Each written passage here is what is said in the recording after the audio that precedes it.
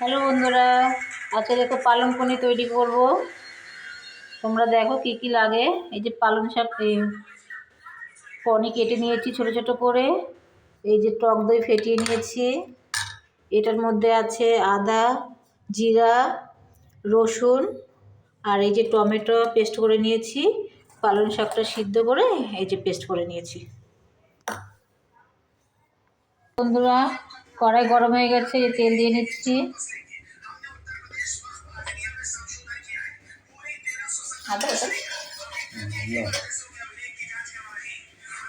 তেল গরম হয়ে গেছে, দেখো শুকনো লঙ্কা ফোড়ন দিয়ে দেবো।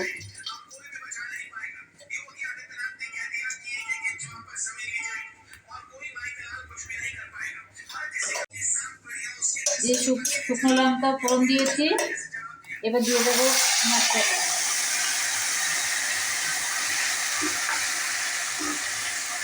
মশলাটা নাড়াচাড়া করে তারপর দিয়ে দেবো টমেটোর পেস্টটা।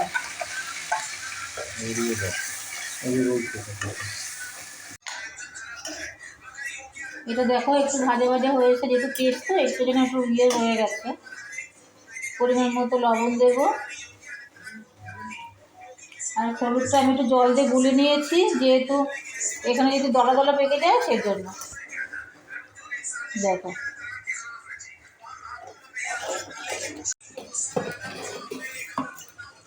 দেখো বন্ধুরা, এই চিনিটা পরিমাণ মতন দেবে।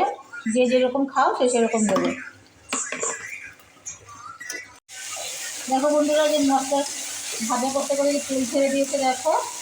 এখন আমি এই যে পনিরটা দিয়ে দেবো, পালং শাকটা দিয়ে দেবো।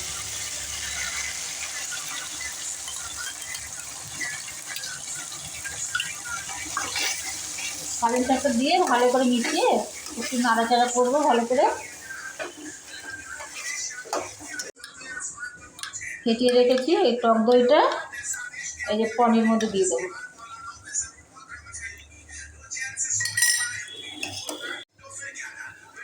এই যে পনিরটা দেখো বন্ধুরা, পালং শাকটা ফুটে এসছে। এখন এই পনিরটা দিয়ে দেবো।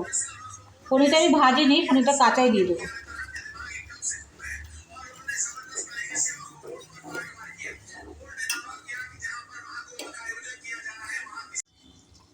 কি আসলো দেখো বন্ধুরা, এই যে পনিরটা দেখো হয়ে এসছে। এখন আমি বাটারটা দিয়ে দেবো।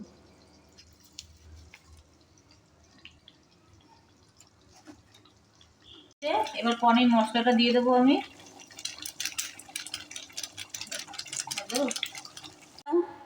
এই যে পালং পনির তৈরি হয়ে গেছে।